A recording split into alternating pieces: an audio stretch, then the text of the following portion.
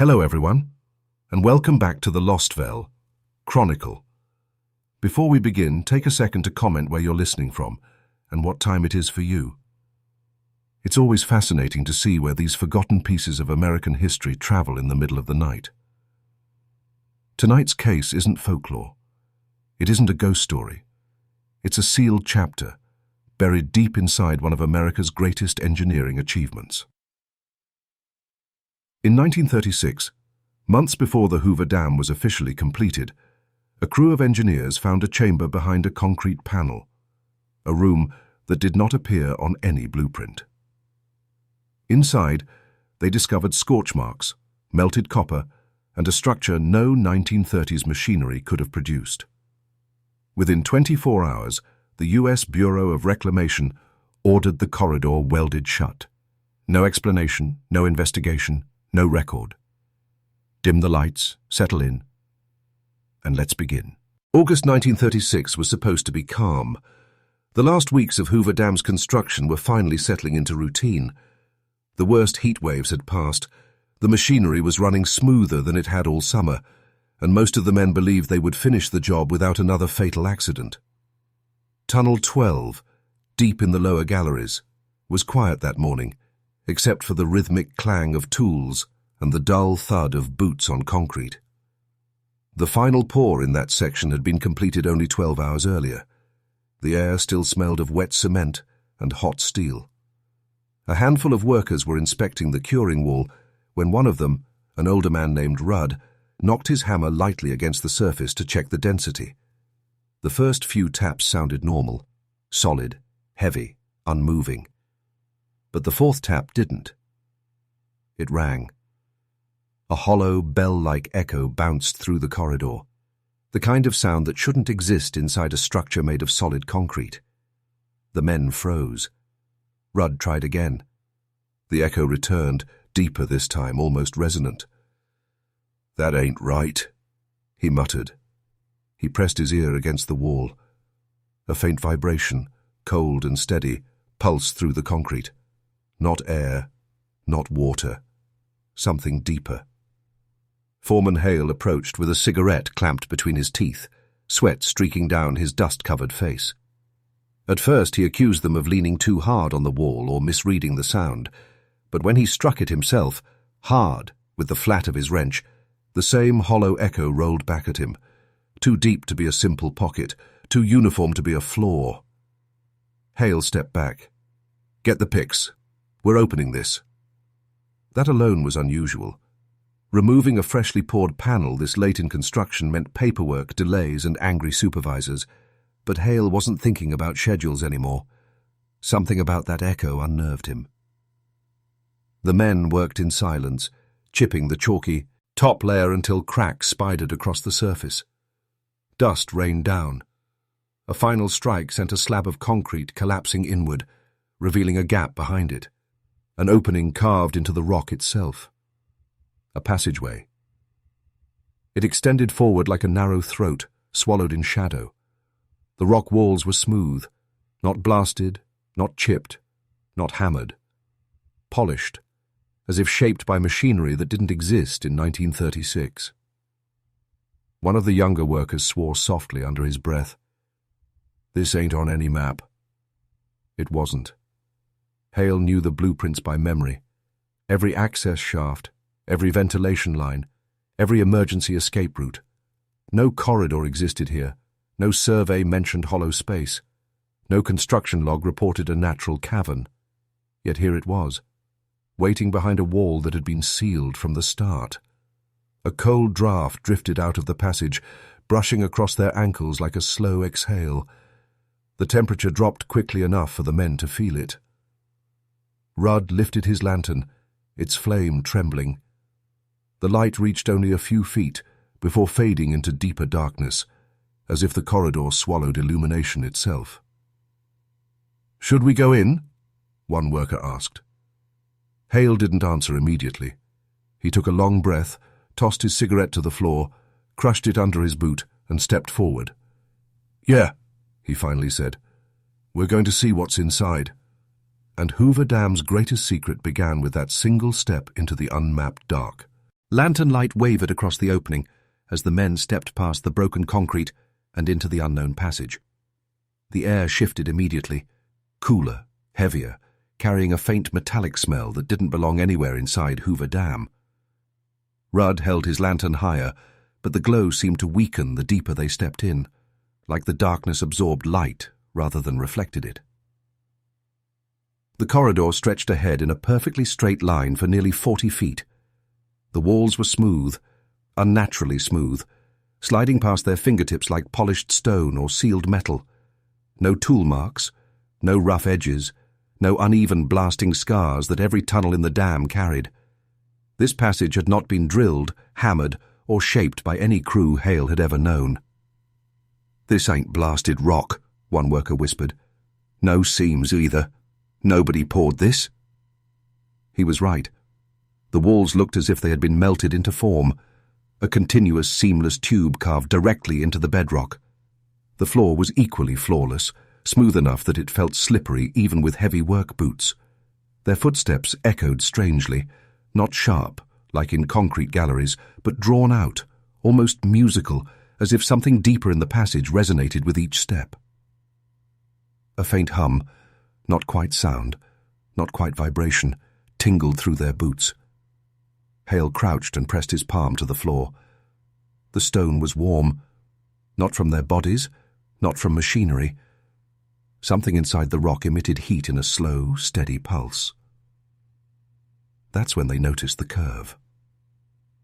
The corridor bent gently to the left, almost too smooth to perceive. A perfect arc, mathematically precise, disappearing into shadow. Hale had seen thousands of engineering drafts in his career, but nothing shaped like this. Not from any drill, any bore, any geological feature. "Government shaft?" a worker muttered. Hale shook his head immediately. "If the feds dug this, we'd have known, and it wouldn't look like this." Rudd ran his lantern along the curve. The flame guttered, shrinking to a thin line before steadying again. The metallic smell grew stronger with each step, like hot copper mixed with cold iron. "What do you think made it?" one man asked. Hale didn't answer. He kept walking. 10 more feet. 20. The curve tightened, bending deeper into the rock. The hum beneath their feet deepened, almost like machinery buried far below the stone. The workers exchanged glances, each man silently hoping Hale would order them back. But he didn't. Something about the corridor pulled him forward, a cold magnet tugging at his instincts. At the 30-foot mark, the walls changed. A faint pattern, barely visible, ran along the surface. Not carvings, not markings, more like ripples frozen into stone, as if the corridor had once been soft, then hardened instantly into its final shape. Rudd leaned close. "It's like heat did this." Hale nodded slowly. "Not ours. Not any we have." They followed the curve until the lantern glow finally revealed the shape ahead. The corridor opened into another chamber. Bigger, taller, walls rising into darkness. And the smell of metal was now unmistakable. Hale exhaled once, steadying himself. "All right," he said quietly. "Lanterns up. We see what they built down here." What they found next would rewrite everything they thought they knew about Hoover Dam. The corridor ended so suddenly that the men nearly walked straight into the chamber before realizing they had reached its threshold. Hale halted first, raising his lantern high, and the light spilled into a hollow space that made every man fall silent. A perfect sphere, 30 feet across, 30 feet high. A room shaped with such flawless mathematical symmetry that Hale instinctively checked the curve with his eyes twice, then a third time. Nothing carved by drill or pickaxe could achieve this. No blasting crew could hollow out a chamber without leaving fractures, chisel marks, or the scalloped walls created by timed explosive charges. But here, nothing. Only a smooth, continuous surface, like the inside of a giant molten bubble that had hardened into perfection. The air inside felt different, not just colder, but somehow thinner, as if the space had been airtight for years and only now tasted fresh oxygen. "What in God's name built this?" Rudd whispered. Hale didn't answer. He stepped inside. The floor was flat, unnervingly flat, compared to the curved walls. Thick dust layered the surface, undisturbed for decades. But beneath that dust, Hale saw something that made his pulse quicken. Bolt marks. 16 of them, arranged in a perfect circle, large enough to anchor machinery the size of a truck engine. Something heavy had once been mounted here, secured, operated, then removed. "Or ripped out," Hale murmured. Rudd knelt, brushing dust away with his glove. The bolts themselves were gone, sheared clean, not rusted or broken. The metal impressions around their bases were stretched outward, as if pulled by tremendous force. The machine hadn't simply been unscrewed. It had been torn away. The men raised their lanterns higher, and for the first time, the chamber revealed its scars.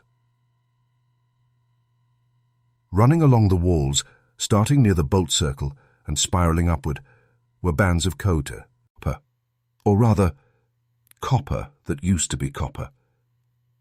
Now they were melted into the stone like liquefied veins. Hardened drips ran downward like frozen tears. The heat required to do that, to melt copper into rock, was unlike anything used at Hoover Dam. Not even the dam's massive generators could produce temperatures like this. Rudd swallowed. "Looks like it burned from the inside." Hale nodded slowly. "Something overloaded." He stepped closer to one of the copper bands. The edges where metal met stone had bubbled, then fused, as if the copper had course-corrected before collapsing. The stone behind it was blackened, not soot, not scorch, but a deep, almost glass-like sheen, as if flash melted in an instant. A worker tapped a section with the butt of his flashlight. The chamber responded with a hollow ring, deep, resonant, too smooth to be natural. "Feels like a machine room," one man muttered. "But the machine's gone." Hale scanned the upper half of the sphere, where faint radial lines converged toward a small circular point, now sealed or melted shut. Something had been connected there. Something enormous. Something powerful enough to leave scars even after being removed. Hale's lantern flickered. A faint draft brushed past them. Cold. Metallic. Deliberate. Rudd tightened his grip on the lantern pole. "Boss, if this thing ain't been used in decades..." Hale looked up sharply. "Then what's making the air move?" Hale was the first to notice the temperature shift. The deeper they stepped into the spherical chamber, the warmer the air became. Not uncomfortably warm, but unnaturally steady, like the heated breath of a furnace long extinguished yet still radiating memory. Rudd wiped his forehead, confused. "It's August outside. Cool as a cellar in the tunnels. But warm in here? How's that make sense?" It didn't. Nothing in this room made sense. Hale lifted his lantern toward the roof of the sphere and froze. "Christ," he whispered. Above them, centered perfectly at the top of the chamber, bloomed a dark circular scar. It wasn't random. It wasn't chaotic like smoke or fire. It had symmetry, purpose, almost design. A radial pattern, like spokes of a wheel carved in negative, burned into the stone with laser-like precision. Only lasers didn't exist in 1936.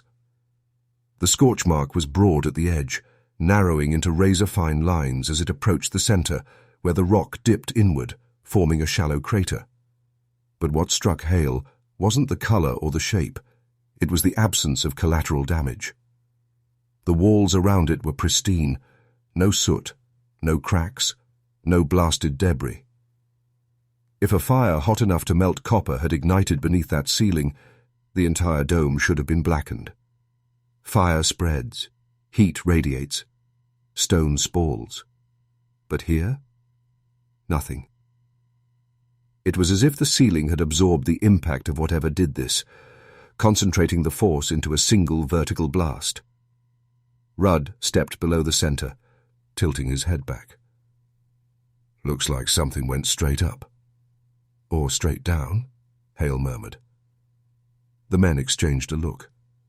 For the first time since entering the chamber, even the workers who had shrugged off the melted copper and sheared bolt marks began to feel it, the sense that they were standing inside the footprint of something powerful and precise. Hale raised his lantern higher. Light shimmered strangely against the ceiling, bending in a way that made the stone appear to ripple. He lowered the lantern, then raised it again. There it was. The air shimmered not like heat, but like distortion, similar to the mirage that rises off desert sand, but too localized and too deliberate. Rudd felt it too. "My eyes are playing tricks, Hale. Tell me that's just sweat." "It's not sweat." Another worker pressed his palm to the wall, then recoiled. "It's warm." Warm stone, deep underground, with no heat source, surrounded by cool tunnels. Impossible. Unless something here had generated staggering energy, enough to heat the stone itself, enough to melt copper into bedrock, enough to scorch a perfect radial pattern into the ceiling without leaving a trace of ordinary fire. Hale stepped into the exact center of the room.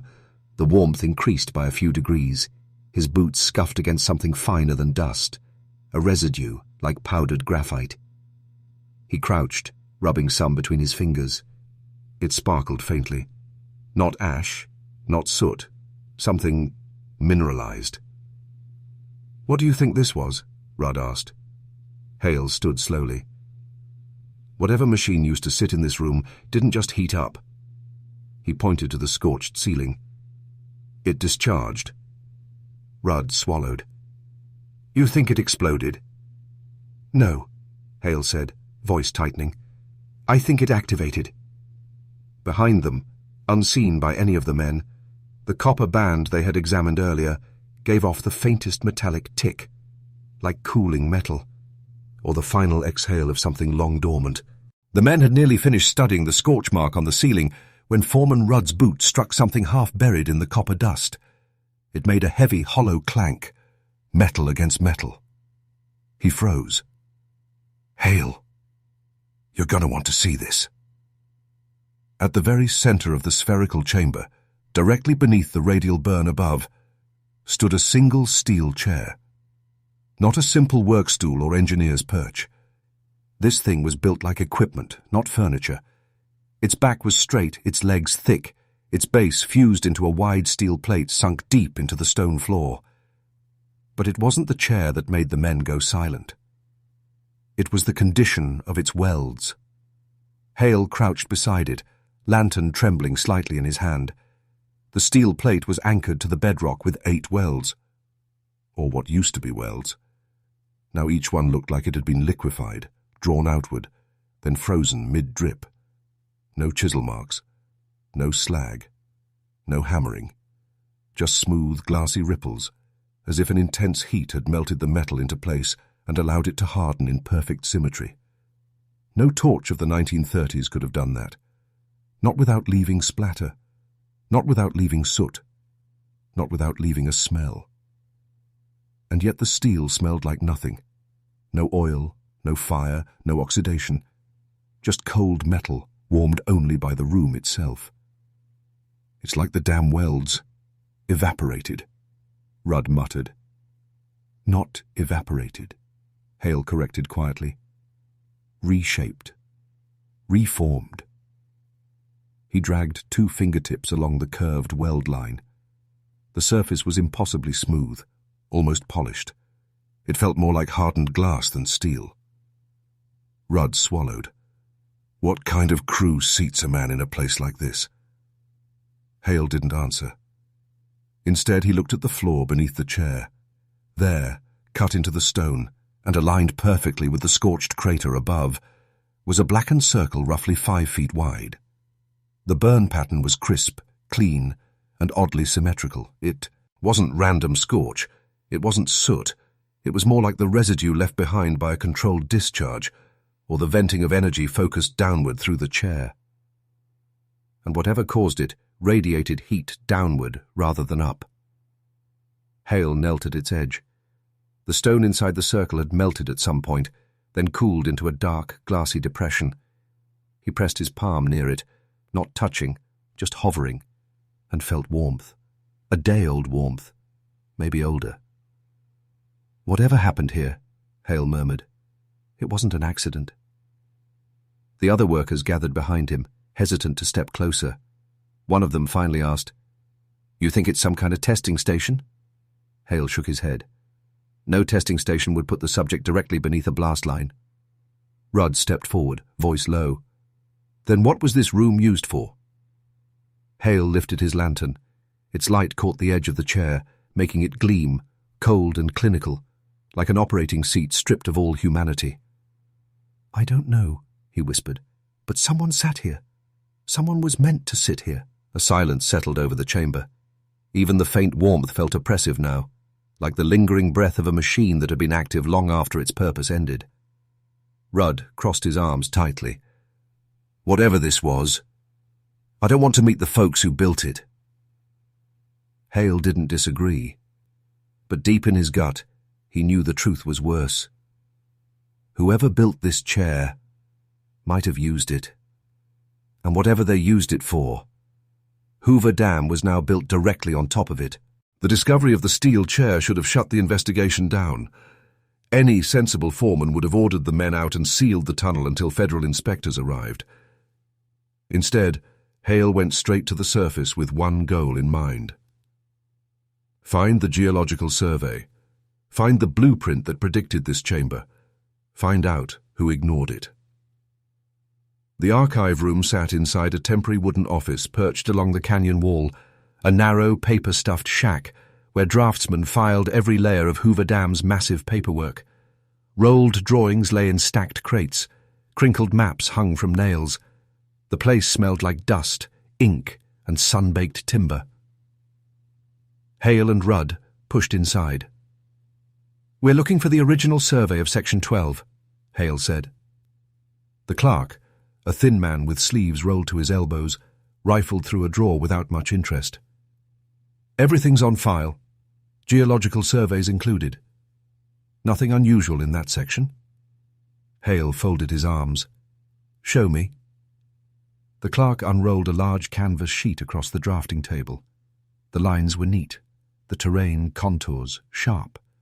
Blasting zones, fault markers, underground flow channels. Everything mapped with government precision. Except one thing was glaringly missing. "Where's the substructure diagram?" Hale asked. "The what?" Hale tapped the blank lower left corner. "Every survey includes a cross-section of underlying cavities and natural pockets. That's standard procedure." The clerk frowned and flipped to another sheet, then another. His movements grew sharper, more frantic. Rudd leaned in. "Tell me that section's not missing." The clerk swallowed. "It looks like page 3 isn't here." "Check the log," Hale said. The clerk slid open a ledger thick as a Bible. He traced his finger down rows of dates and catalogue numbers until he stopped. "Page 3 was signed out last year," he said slowly. Hale's jaw tightened. "Seen it out by who?" The clerk hesitated. "It doesn't say." Every survey page required a signature, engineer, supervisor, or federal consultant, but this entry bore only a single mark, a stamped black box. No initials, no name, no return date. Rudd muttered, "Someone didn't want that page in the record." Hale pulled the nearest lamp closer and studied the faint indentations left behind on the binding. Whoever removed the page had done it carefully, slicing cleanly along the seam. Not torn, not damaged, a deliberate removal. Rudd asked the obvious question. "You think they knew? About the chamber?" Hale didn't answer at first. He was staring at something else. the way the contour lines on the remaining pages bent slightly around the very location where Tunnel 12 now breached the hidden corridor.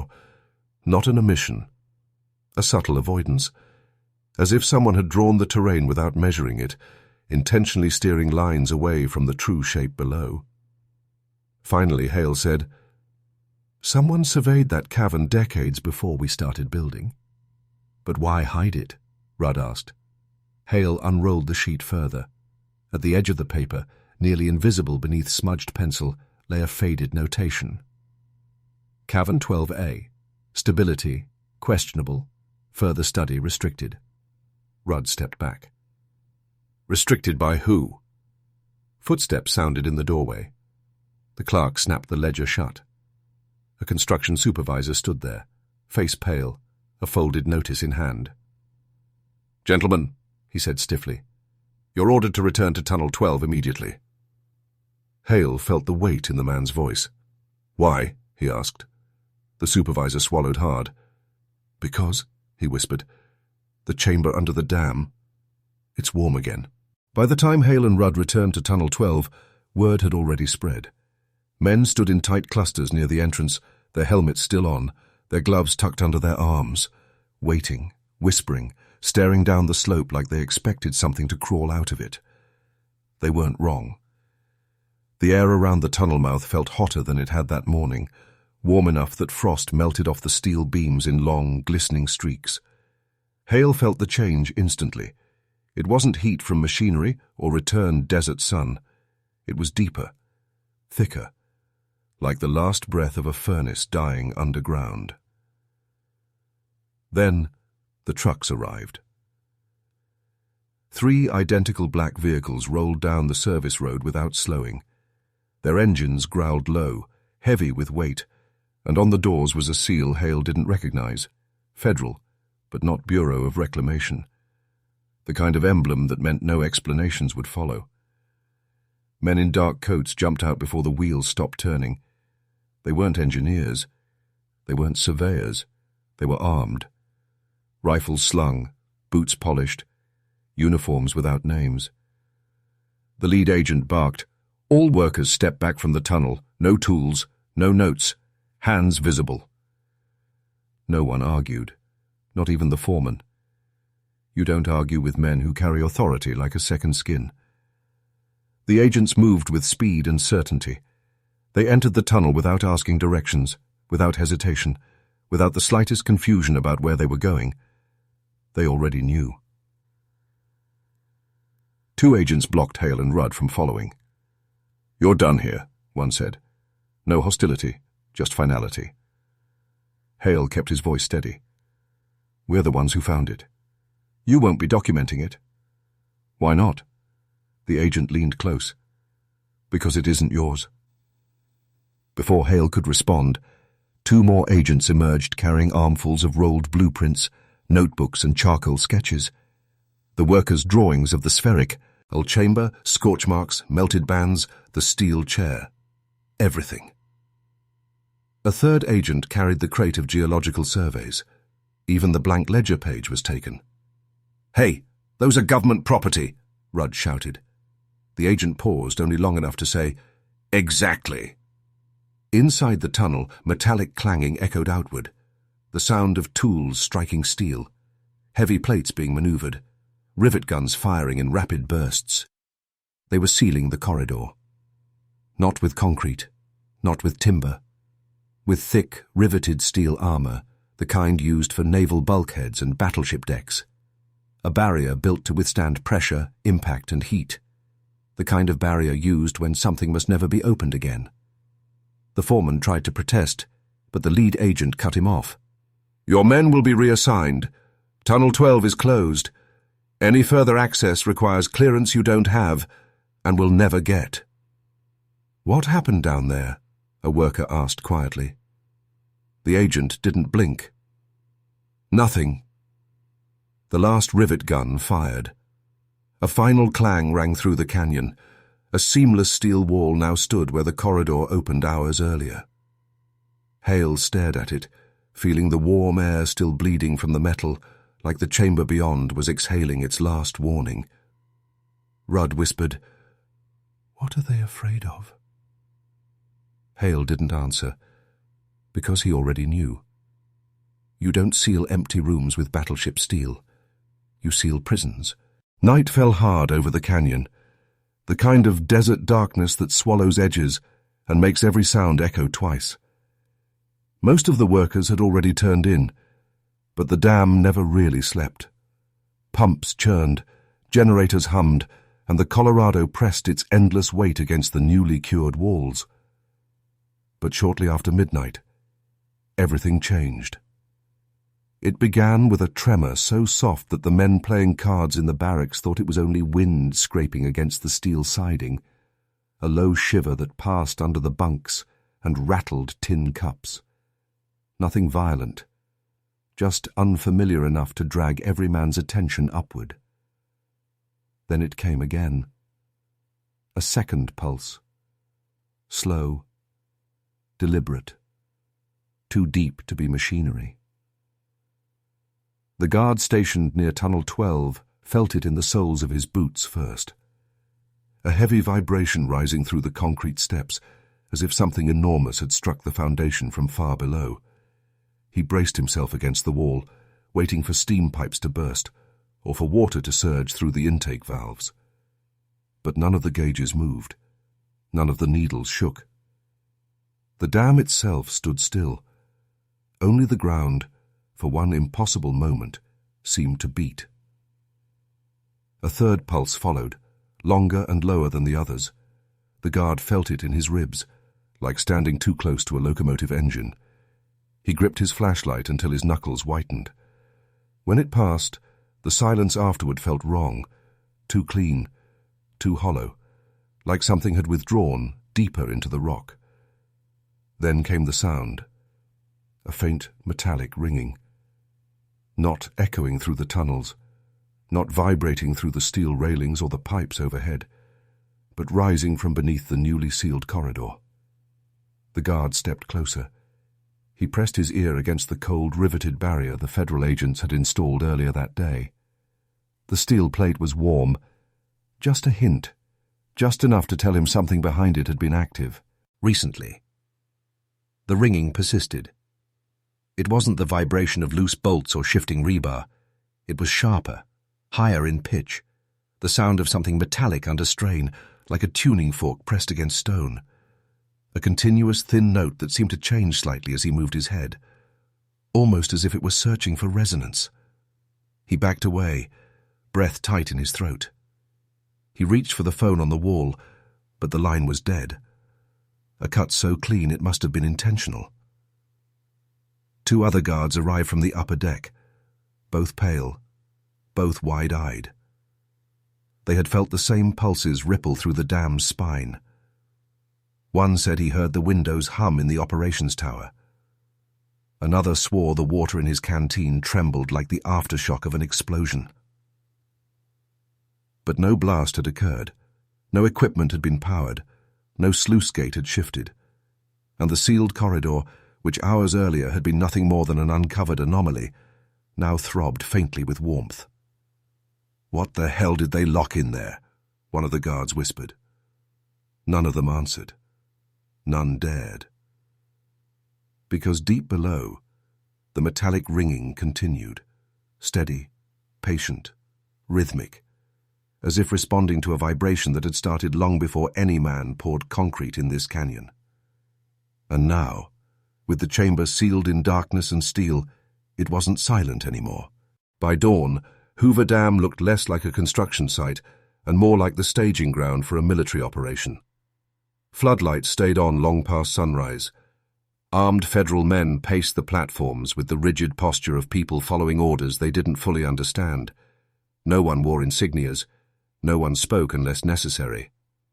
The workers from Tunnel 12, those who had first uncovered the unmapped corridor, were kept behind a rope line, watched closely by men with clipboards who recorded their names, addresses, and the names of their families. At first, the concrete crews assumed this was a safety shutdown.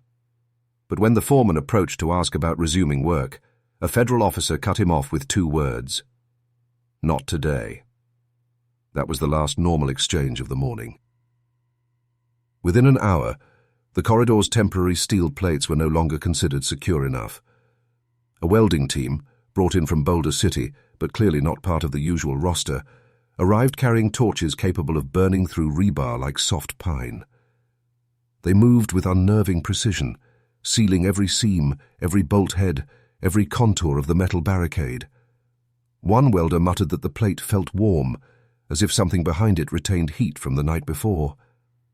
Another told him to stop talking. The sparks flew until the surface gleamed with hardened lines of silver-grey metal. But the government men didn't stop there. They ordered the welders to anchor additional plates, thicker ones, over the first seal. Layer by layer, the corridor mouth disappeared behind a wall of reinforced steel. Then came the concrete trucks. Mixed on site, poured fast and smoothed even faster, they swallowed the welded doorway beneath a solid block that blended perfectly into the tunnel's architecture. Within 30 minutes, the entrance looked like plain infrastructure, no gaps, no marker, no hint a corridor had ever existed. The oldest worker on the crew, a man who'd spent his life laying foundations from Nevada to St. Louis, shook his head. "This ain't sealing," he whispered. "This is burying." Blueprint runners were summoned next. They arrived confused, carrying the master plans of Tunnel 12 along with earlier geological surveys. Government officials flipped through the pages, removed entire sections, and replaced them with new drawings, clean, blank, and stripped of all markings related to the hidden chamber. When the runners hesitated, asking why the plans didn't match yesterday's version, an officer gave them an answer that froze the room. Yesterday's version was incorrect. You will destroy it.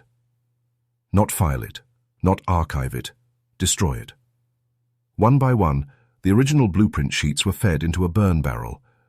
The paper curled, darkened, and vanished in thin streams of smoke that rose into the desert air. The workers watched the blueprints, months of precision engineering, turn to ash. By noon, it was done. The corridor existed only in memory. The chamber existed only as rumor. A federal officer gathered the workers who had first discovered the passage and spoke quietly, but with a cold authority no one dared challenge. "You will not discuss what you saw. Not with other workers, not with family, not in letters, not ever." He paused. "The penalty for violation falls under federal secrecy statutes." They didn't have to explain what that meant. Every man understood. As the workers returned to their tasks, the newly poured concrete dried behind them.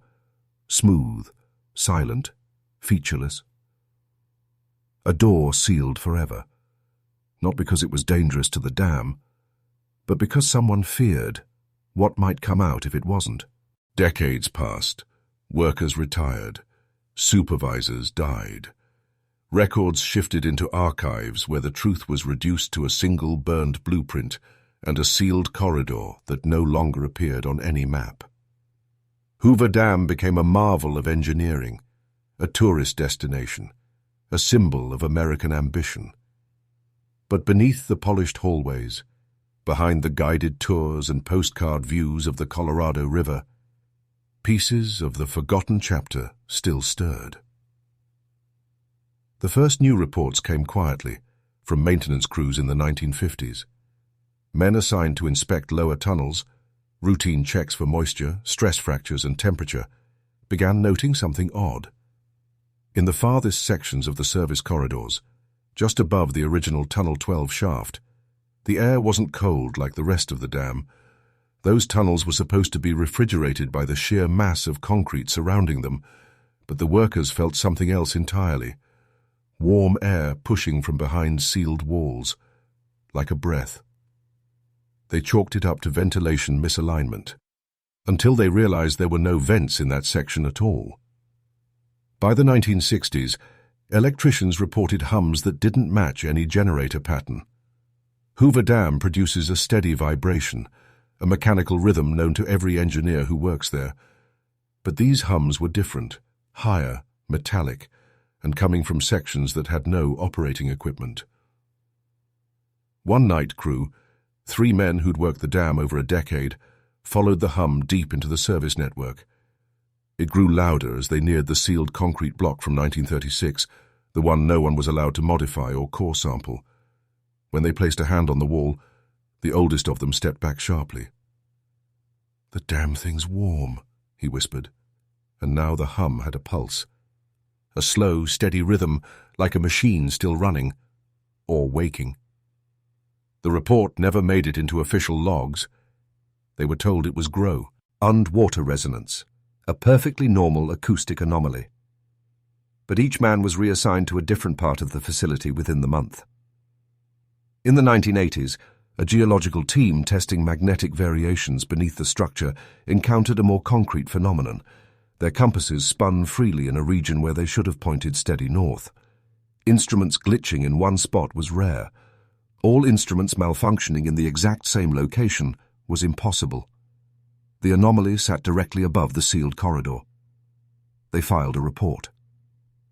3 days later, it vanished from the internal database. In the early 2000s, the strangest incidents came not from workers, but from tourists. Visitors walking the lower-level hallways near the powerhouse began reporting the same thing. A faint vibration that seemed to move through the wall whenever their palm rested on the concrete. Not the vibration of turbines, not the thrum of water pressure. A deeper beat, a slower pulse. Something that didn't match any mechanical schedule. One visitor described it on a travel forum. It felt like a heartbeat trapped in stone. Another claimed her fingertips tingled afterward. A third said the wall felt unnaturally warm. Hoover Dam officials dismissed the claims politely, but quietly instructed guides to redirect questions and discourage touching the walls. Today, nearly 90 years after the corridor was sealed, the dam still stands unshaken. The world believes the structure is silent. But workers, especially the ones who descend into the lowest tunnels, know better. The hum never stopped. The warmth never faded. The pulse never died. Whatever once sat in that spherical chamber, whatever machine demanded a steel chair, scorched the ceiling, melted copper into stone, somewhere beneath 6.6 million tons of concrete, it is still there, still active, still alive. And some quietly fear the truth. It might not stay asleep forever. If you ever visit Hoover Dam, stop for a moment on the lower level. Rest your hand against the concrete. Some say you can feel a faint pulse, something alive deep beneath the surface, sealed away nearly a century ago. If you enjoyed tonight's journey into America's hidden past, make sure to like the video, share your thoughts in the comments, and subscribe for more forgotten mysteries. Until next time, keep your lanterns lit and your eyes open.